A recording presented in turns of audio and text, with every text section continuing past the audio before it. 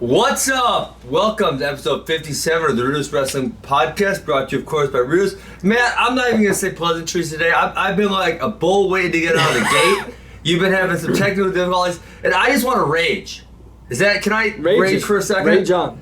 Well, you know, on Twitter, you only get 140 characters or 160 or whatever, and we have a podcast, so I can get on here and say whatever the hell I like. And I made a post yesterday. Oh my gosh, my head has exploded. I can't believe Gable just killed Adam Coon. And I had about 50 idiots say, oh, Kassar's more athletic. Listen, shut up. Shut up. Nobody said Gable was going to kill Adam Coon. Some people were picking Gable to beat Adam Coon, which we have to go back to the last episode. I think you and I might have even done that. But nobody said Gable's going to go out there and tech fall him twice, kick his ass, take him down 4 times, 5 times. Nobody said that. Nobody. And now, I think nobody. I think the closest we came, I said I thought he could compete. I actually think I said he would take a match, but I even thought I was going out on a limb saying that. Yes. Okay. So Matt, Anthony Kassar, 2 years ago, when Adam Coon tech falled Gable Steveson. No, I'm sorry, not 2 years. 1 year ago, was not a starter for Penn State. Anthony Kassar lost to Derek White, the same Derek White who's getting his butt kicked at the senior level, which is kind of to be expected. The same Anthony Kassar that Gable could only take down 1 time in each match, or maybe 0 times in one match.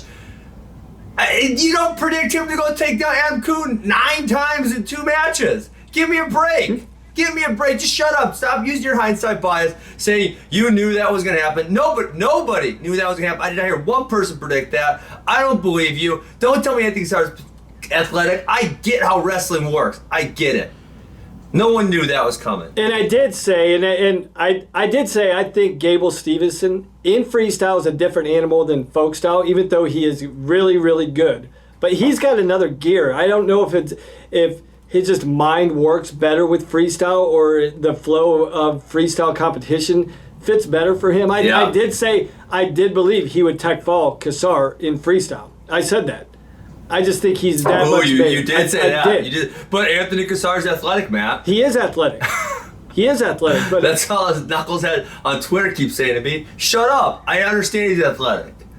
It doesn't. Athleticism has nothing. Athleticism has nothing to do with this. Like I wanted to slap every one of those people that responded to me on Twitter. Like Gable Steveson just clinically dissected Adam Coon. That was a technical dissection. It had very little to do world silver medalist. Matt, how many times did Kyle Snyder take down Adam Coon in 3 matches? What?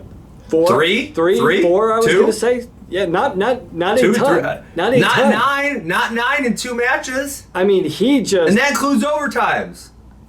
I mean, he made Coon look like he was the college wrestler, not vice versa. Right? It looked like seriously. Coon, it looked like if you had no other frame of reference and you looked at this match, you would say, that's the college kid. Look at that big body. Look at that big size. He's going to be something at a certain point. But no, that's the world silver medalist who's been in the finals of both styles.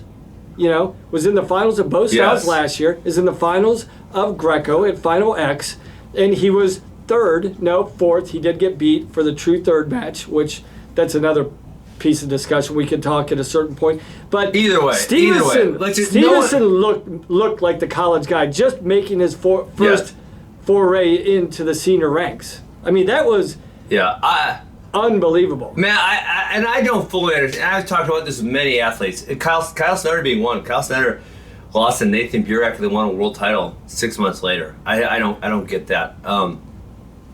And we talked about Ryan Deacon, 6 NCAAs, goes and wins the US Open. There's some people who have they have a great gut wrench, that's why they're good at freestyle. They are great on top, that's why they're bad at freestyle. There's certain things that are obvious. With Ryan Deacon, with the Gable Steveson, they're not, like, Gable wasn't getting turns on Adam Coon. He wasn't getting turns in folk style. Like, there's not really a huge difference in top and bottom. And so it's like, Kyle falls in that category, Deacon falls in that category. There's other people that fall into those categories. Man, I can't get why he has so much. He must have just jumped a level in the last month. I don't know. Just his level of maturity while he was executing. He gets in a body lock where it's really Coon's only ray of hope, only chance. What does he do? 2 matches in a row when he gets in extreme danger. One, he felt comfortable wrestling upper body a little bit. Yeah. But he knew when it reached the tipping point, when he was even remotely close to danger, what did he do? He walked straight out of bounds. He took the caution and won. Very, very mature. And let's not forget, this guy is still 18 years old at heavyweight. Are you sure he's 18? He is 18, going to be 19 next month. Come on. Look it up. Hot damn. I'm looking it up right now. Which makes it even more impressive. And I know people will say, cadet world champ, junior world champ. This is all true. But he is going against who he went through and the way he went through. Tony Nelson, an all-time great heavyweight champ, correct? Yes. Adam Coon. Yes, absolutely. He killed everybody, man. He wasn't competitive. So no one predicted this. Shut up. If you're on Twitter saying you predicted, you lied. Shut up. I didn't see that. Stop trolling me. And I was the one. Oh man, I could go through 50 of them. I can go through 50 people who responded to me. I'm gonna. You know what? I'm gonna look it up and start going through them right now. And I was getting crazy last week. I was the guy you were accusing me of clickbait with my picks last week, and the best I even said was he would win 1 match, and I thought that was a stretch. Okay, I had 65 responses to that tweet. Kassar is better than people think. Gable tends to win on speed. Kassar is faster than him. He's as exceptional as Coon. Let's see. Oh yeah, I had a bunch of people said racism when I said the word Coon, which was hilarious. Goodness. I think it's some kind of Twitter bot. There must be a flag or something. I don't think someone picked that out. You should be the most woke. You should be the most woke person on how much different skill sets pose problems. Kassar is the most athletic heavyweight ever. Overtraining long season. Kassar is real. Surprise, Ben. Simple. Kassar is tough as nails. No leg attacks. I mean, Matt, there's so many of these. Just shut up. Based upon... that was like 10 of them. I just Googled or scrolled through the first 5. Based upon, and I'm trying to say this endearingly, based upon the crowd reactions that beat the streets, I think there's a heavy New Jersey bias to the people making those comments, for sure. Picking on a whole state, that's the kind of trolling that I love. Okay, well, you know what? Let's do this. Let's work top down. Since we started on heavyweight, we're only talking best 2 or 3s on this episode. We're gonna go to the main tournament. Other stuff next. Best 2 out of 3s only. So you want to cover anything else at heavyweight? No, Gable's a freaking animal. I mean, I want to go top moving down. Forward, I think we do need to discuss one other element, and I don't want to get sensational and jump the curve. What do you think he's going to do against Gwiz? No, next show. No, we're not talking about it now. Okay, just 2. We're just covering 2 out of 3. Just 2 out of 3. All right, Gadson Walz. Man, that was a pretty simple one. Gadson's just better. Didn't really give Walz any opportunities. Yeah, it was interesting to me at the end of the first match. I really thought Walz kind of unlocked some things. I thought he was kind of figuring out some strategies that he might apply, some tweaks in his game plan moving into match number 2 as far as pace goes. Pace and obviously you can't sustain a pace that he had at the end of the match for 6 straight periods, but you should know when your pockets are there, when to put the pedal down, really accelerate, sprint. But we just didn't see that in the second match. And in some ways, that second match, Gadson seemed even more control. And I guess you got to give credit to Gadson for making some tweaks and adjustments as well. But I really thought that Walz kind of figured some things out in the second period against Gadson that I thought he would apply in match number 2. We didn't really see that. And I think there's in my mind, a clear number 1 at this weight, and there's a clear number 2. Yeah. And then... And Gadson, Gadson's proven himself to be that clear number 2, man. I mean, no one else is really challenging him. But as far as 3, 4, 5 at this weight class, I think there could be a handful of guys that make that national team spot at number 3, and then the 4 and 5 guy. But 1 and 2 seems clearly established at this point, at least for this year. Yeah, I totally agree. Okay, next weight down, best 2 out of 3. How good is Bo Nickel? The first match, oh my God, he tech followed Mike Mock in a minute. I mean, threw him to his back. I think it was gut or gut takedown at the end. I'm blanking on what the last 2 points was. Either way, it was just dominant. So dominant. And the thing that really impressed me about Bo in this match was his parterre proficiency. I mean, typically, especially for a guy that we haven't seen on the freestyle circuit for quite some time. He really excelled in freestyle and Greco as a younger kid, though. I mean, I know that's, like you said, not for a while, but he was really good back in the day. And not for a while, and then jumping all the way to the senior level. I can't really... Has he ever competed on the senior level before this year? I don't remember him competing for a long time. I don't remember it, but, for a guy that was dominant, in folk style on top, that's the one area that I would think that most guys, their parterre is deficient. And what he looked great. He looked great. Almost to the point, moving into match number 2, it was almost like Machiavello wanted to lose respectably. Yeah, I mean that's what. Yeah, no, I think you're 100% right. I mean, Mock slowed it down in match number 2, and he was successful in slowing it down. But at the same time, he didn't really have an opportunity to win. I don't know. Does that make sense? Yeah, I mean, so that's like 3 straight matches where Machiavello hasn't gotten any offense off, and this is Bo's just that good. Bo's just that good. He really is. He really is. Him versus Jade's gonna be. Man, we told people we were due going into Final X. I mean, you said that. I wanted to jump in there. Did I say? Yeah, I wanted to talk. Well, I wanted to talk about what we're gonna do. I don't want to talk about the matches, but the fact that you and I are gonna do. We don't have a name for it yet, but essentially a behind the technique of what these guys need to do to win. I don't know that we're gonna do all 10 weight classes, but Bo Nickel versus Jade Cox, that's gonna be interesting. Such a style contrast, that's gonna be super right? interesting. Superior offense to superior defense. And both guys, it's not like they're totally deficient. Nobody scores on Bo, really. And nobody. And Jaden scores plenty of points when he goes and pulls the trigger. So I think that... And no one really scores on Jaden, though. I mean, Jaden barely ever gets taken down. Right. So I think... Also. We know what their obvious strengths are, but they don't really have any obvious weaknesses. It's just that their strengths are so superior that we forget how good Nickel's defense is, and vice versa. We forget how good Jaden's offense really is.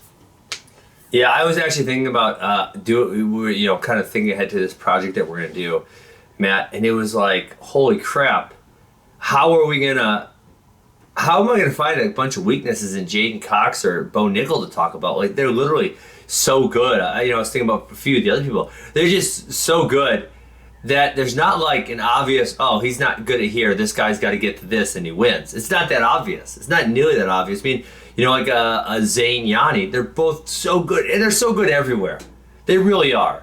And it's going to be who gets to the few positions that they're really good at and who can execute in there. But it's not like, oh, if Yanni just gets to a single on the left side, he's going to win. It's definitely not that easy.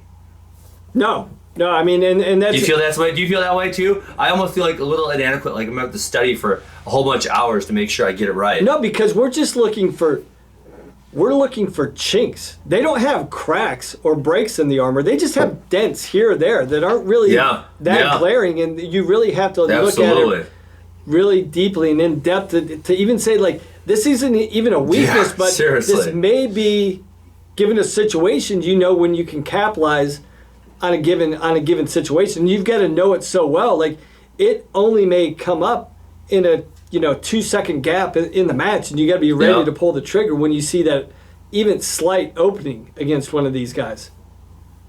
Yes. Okay, 86, Heflin, Downey. Downey comes back late in match 1 to get the win on like a bum rush type of deal, something like that. And then gets heated in match number 2. Downey takes it 2-0, 6-2, 4-0. I don't know, not much else to say here. I mean, 2 really good, solid upper body guys. And that's where they spent most of the match. Yeah, I mean, there was a couple calls. I mean, I think there was a potential 4 that wasn't called for Heflin in match number 2, where Downey actually got the 1 point step out, I believe. I thought that could have been 4, which with those 2 guys in these matches, those are difference makers. I think if that call was different, we'd have gone to match 3. But again, here is at 86 is a clear weight class where we have a clear number 1, a hands down number 1, and clear separation between 1 and the rest of the pack. Most of the weight classes that we're talking about anymore, there's at least 1, 2, at some weight classes 3 or 4, like 65, where there's a ton all the way down, Matt. Past this weight class, I don't think there's any blowouts. No. And even... Who knows? Maybe PD3 is going to surprise us, Matt. I don't think so. Maybe. You never know. You never know. I mean... Okay. Hey, let's get it. You're right. 79. Were you more shocked at Gable or were you more shocked at Alex Dieringer? Because Alex Dieringer put the damn hammer down. I mean, he beat Zahid up. Gut, takedowns, defense, offense, just everything. Just so good. I would still say I would still say Gable completely blew me away because I believe that this is one of those weight classes. If Dake is not healthy, and there's speculation he hasn't wrestled since the World Championships last year. If Dake isn't healthy, and Derringer happens to get by him, in my mind, I think he's a clear medal favorite. I really do. I think he's that good without a doubt. Medal for sure. And I don't think we had that discussion about Gable, and I think it brings to light, and got to give this to give credit to Derringer for this, but the talk that I was hearing a little bit last year, more so this year, he was definitely injured at last year's final. He was definitely injured at the trials. Now. Yeah, and he showed, he'd been sitting on that and biding his time. It's like, waiting his turn, and he made a big time statement. Yes. That I think that was huge. We thought, I think going into this weekend, we thought there was a possibility of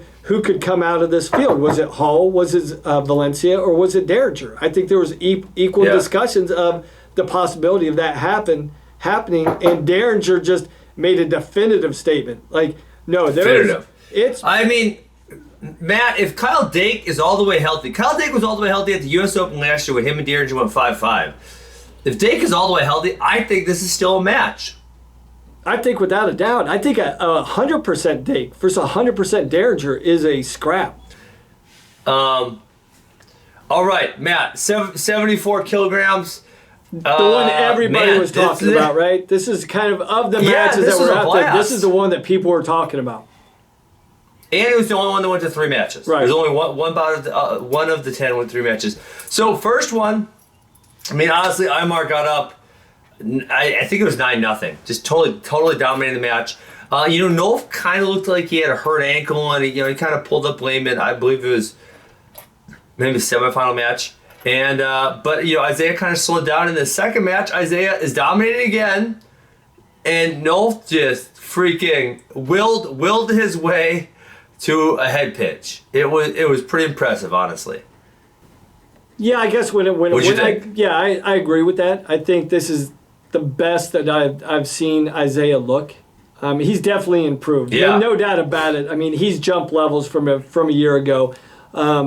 Yes. My frustration here for Isaiah, and it wasn't just Isaiah. We saw it in pockets throughout the weekend, but have a short time execution strategy, right? I don't know if you ever talked to your guys about it, but when I was coaching our freestyle guys at Penn State, and I was the head coach of the Nittany Lion Wrestling Club, I'm like, do not change your tactics. change the way you're executing, but don't change your mentality in it with a short time lead, because that's no, definitely we not. talk about this from biddy programs. Like, you wrestle till there's no time on the clock. Don't change your approach.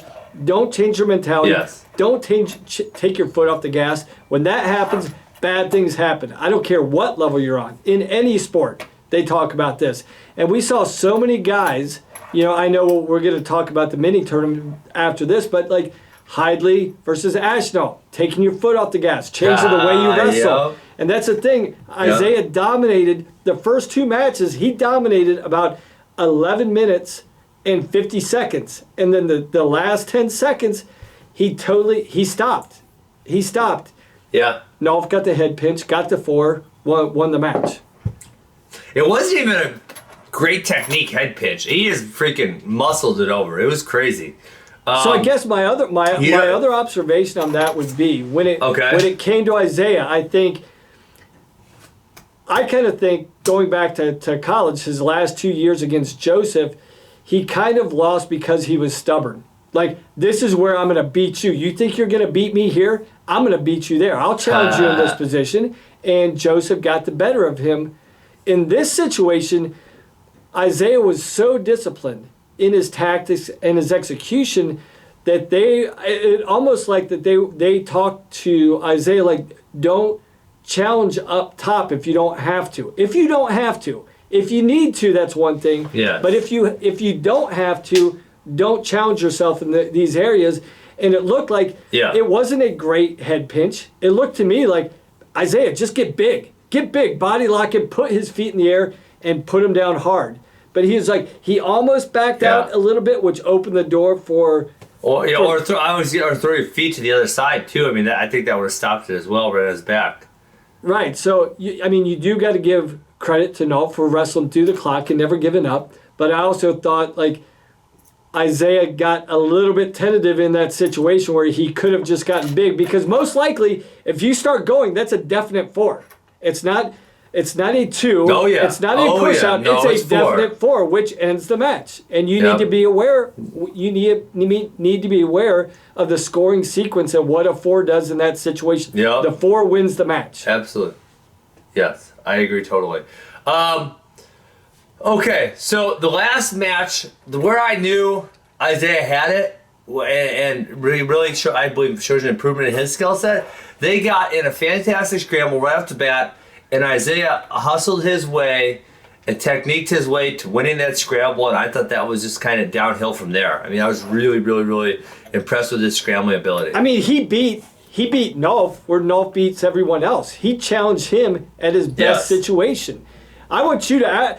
I was thinking about you when I was breaking this down and I was watching it. I want you to break down the sequence of action and what he did in that scramble situation to actually come out on top, because there was a couple points either way where it looked like Nolf was going to get it, Isaiah was going to get it, Nolf was going to get it, and then Isaiah comes back on top, and I'm with you. I thought that set the tone for the entire last match right there. Yes, absolutely.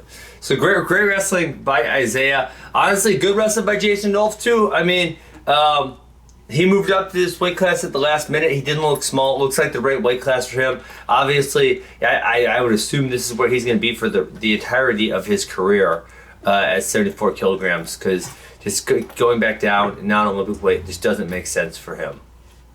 No, I would agree with that. Yep. 70, I think that this is about going to be our fastest discussion.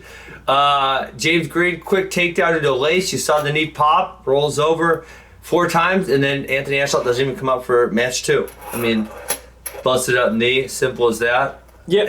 Any other? No, I think. Anything else to go with that? Not just the finals, but Green's approach through the mini tournament was definitely like, hey, let's make a statement. Let's spend as minimal amount of time as we possibly can to get prepared for Final X. Let's make a statement, get on the mat, get off the mat, get to Final X. He did that in, definitive fashion. Absolutely. Okay, so I texted you during, I think there was 2 minutes left in the first Zayn to Oliver match, and I said, damn, Oliver's torched him. I mean, he was making him look bad, Matt. He really was. And then somehow, I'm looking at it right now, minute left. With a minute and 7 left, Zayn comes back and scores 3 times. One of which was highly controversial, and I didn't think about it in the moment. But when I thought about the rules afterwards, Oliver probably had a push out there, and Zayn probably shouldn't have got that front head pinch. What did you think about that? Yeah, I definitely thought that warranted a challenge in that situation. I mean, I don't know why they did, and I'm gonna complain about one of the challenges in the second match, but I don't know why they didn't challenge there, because that's a huge game changer. That would make the match 7-3 as opposed to 6-5. Which, I mean, and if it's 6, and if they lose the challenge, it's 6-6. Still in Oliver's favor. right. So you didn't have that much to lose. I mean, you have to be strategic in when you challenge. You have to know when you're. It's not just flat out you're not challenging. I mean, there's a variety of things that you got to factor in a short period of time if you're going to challenge. But in that situation, it seemed like a clear-cut thing. There wasn't a big lose by challenging in that situation. Yeah, I mean. So I guess when I was watching it in the moment, Matt, when I wasn't really thinking about it, I was kind of thinking, oh well, Rutherford just scored, so you could say his position was offensive, but I guess most likely you would probably say that his position was a defensive one, in the fact that he had a front headlock and Oliver's driving with the hands on the legs. You'd probably more likely rule Rutherford's position as a defensive position, which means if he steps out, he does not have an opportunity to then score. Right. I guess I would say maybe the refs are making the argument that he's in an offensive position because he already scored 1 time, and if you're in an offensive position, you get the opportunity to score even once you go out. I mean, what do you think? No, I completely agree. Yeah, I don't have anything else to add. I think you just So said it perfectly. afterwards, what do you think? Afterwards, what do you think? Would you say he's the offensive or defensive? I think Oliver in that situation, he had been scored on, but he turned it. He was the offensive person driving Rutherford out of bounds then. So you think he should have got the push out? Out and the second turn, non-existent. Non-existent. Wow, yeah. I think that's how I'm leaning. Afterwards, that's how I would lean also if I slowed down and thought about it. And it just, for me, and I think there was so much to discuss in match 1. Not so much for me in match 2, but I thought the way Oliver was executing, like the way he was almost baiting Rutherford to get into the zone, and that's where he would initiate his offense. He got a couple slide-bys, pass-bys there. Really slick. Changed direction. And he knew that Rutherford was going to be hawking him down, chasing him down in the zone, and it almost like once they got to the zone, complete separation. I don't want to make contact. And as soon as you make contact, Oliver was going to go offensively. And I thought there was a really, really beautiful execution on Oliver's part. It blows my mind that he's not able to continue that through six minutes. There could be a variety of things. Is that second day weight cut factoring in? Is his conditioning suspect, which can lead to like mental lapses later in the match, which that's what it was. It looked like more of a mental lapse than a physical lapse. And I know there's been times in the past with Oliver that people are saying it's a physical lapse. I thought this was more of a mental lapse in the last minute of the match. Okay, let me complain about this. Match 2, I'm rewatching this.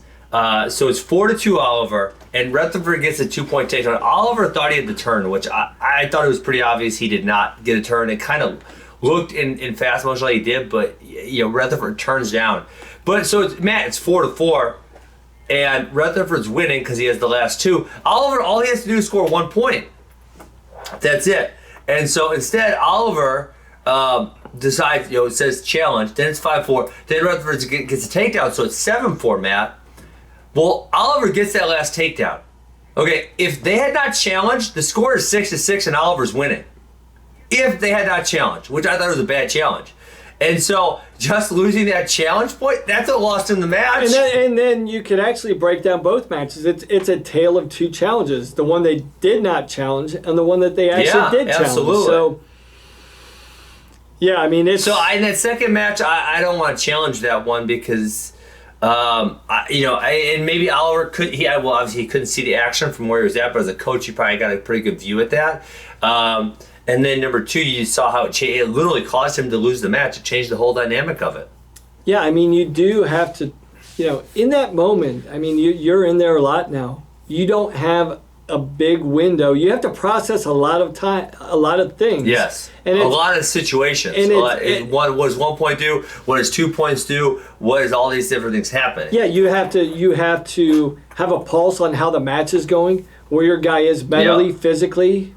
Is it the right time to do those? So you have to factor in. It's very rarely the situation itself. It's the 4 or 5 other things that you have to make it a snap decision on in a very short period of time, in less than 5 seconds, to throw that block out there or not throw it out there.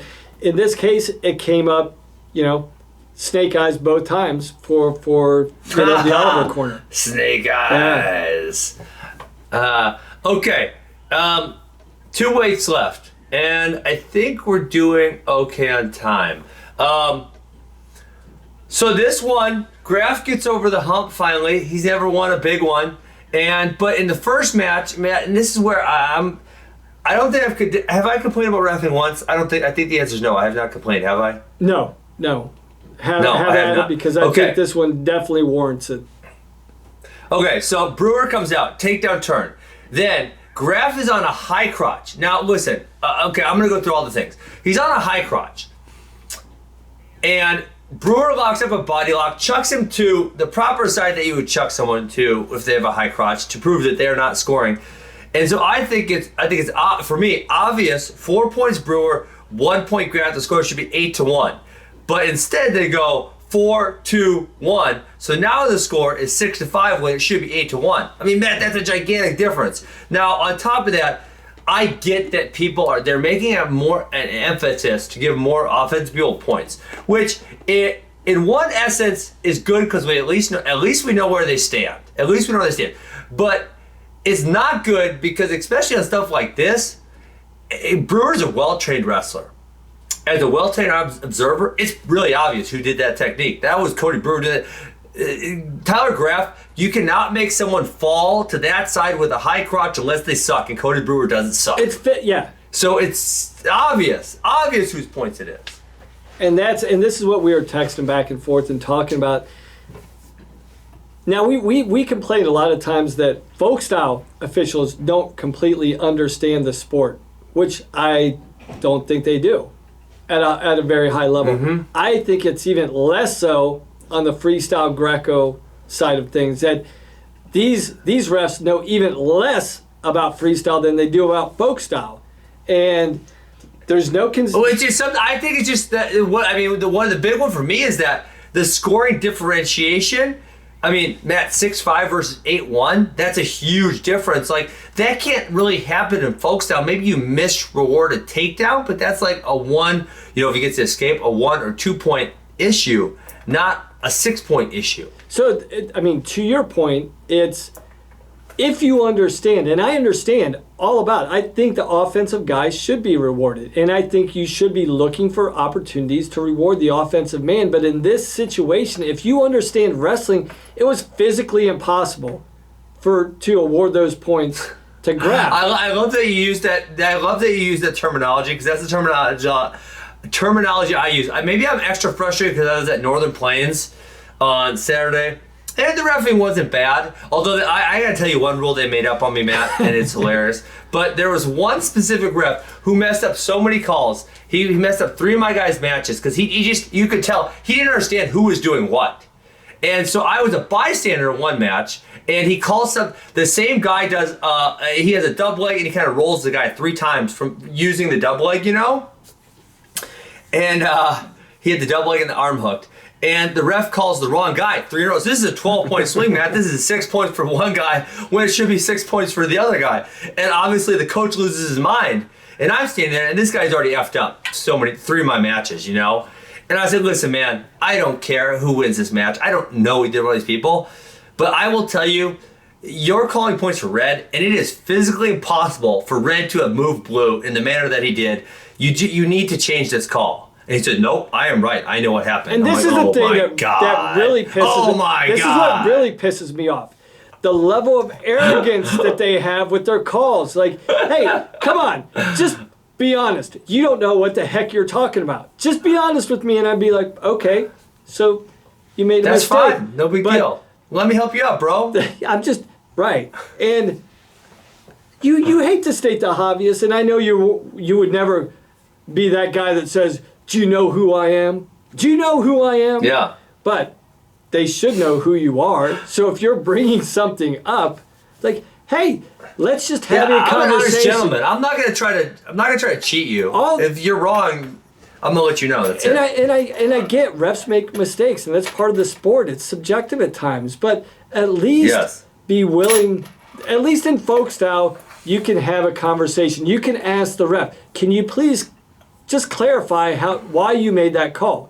I'm not asking you to justify it. Just clarify your rationale. And if you do that, I'd be like, okay, I get where you're coming from. I may not agree with it, but these guys, they clearly can't articulate why they made the call. They don't know what they're seeing. I'm telling you this. They don't understand the way the bodies are moving, the way they're moving. I mean, like you just said with the Graf Brewer, it's like if you understand wrestling, if you understand that from a high crotch situation, Tyler Graf cannot put Cody Brewer on his butt in that manner from where they are at, then it's pretty damn easy to make that call. I mean, it's obvious. Yeah, I mean, even to a casual. Okay, let's leave the refs alone. Yeah. Okay, Tyler Graf. Wait, I'm sorry. I got ADHD. I have to tell you about the other rule that this referee just made up. And you know what's so funny about it is, so there's two separate gyms in Northern Plains. When one referee makes up a rule, they all go along with it like they've all heard it before. And then I went to the other gym, and one of the really high-ranking referees is in there, and I tell him what happened. He goes, I never heard that rule in my life. That doesn't exist. So my guy's got another guy in a leg lace, okay? And the guy's head is right next to the out of bounds. So the guy that I'm coaching, who has the leg lace, wants a little more space. So he kind of pulls back, Matt. Like pulls the guy off the edge with the leg lace, okay? They stop the match.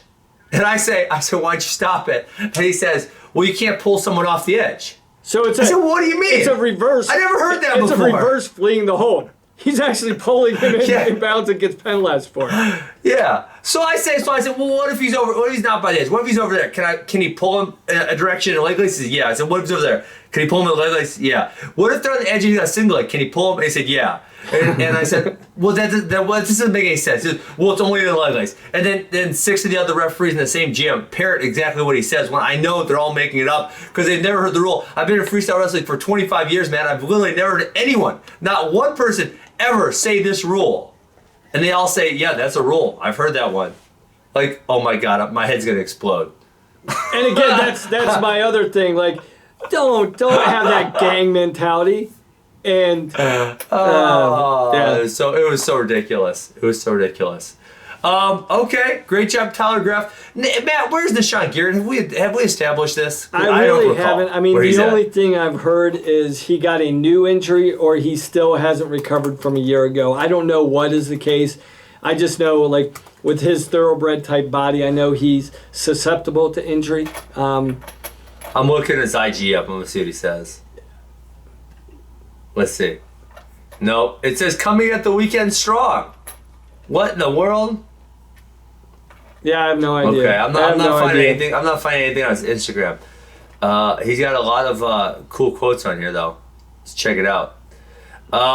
Okay, 57 kg. Maybe this is an injury recovery.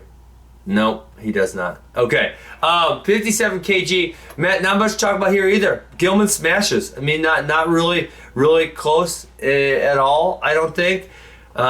Gilman dominates both matches, and he gets the Final X matchup against Dayton Fix. Yeah, I don't think this is really surprising. I mean, the only thing that people probably had or wanted to have a discussion about is that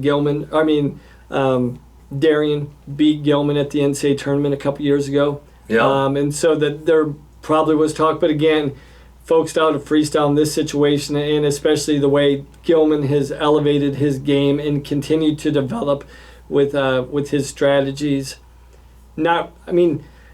Close. Competitive matches, but not close matches is the way I would describe it. Yes. Competitive, but not close. Sure.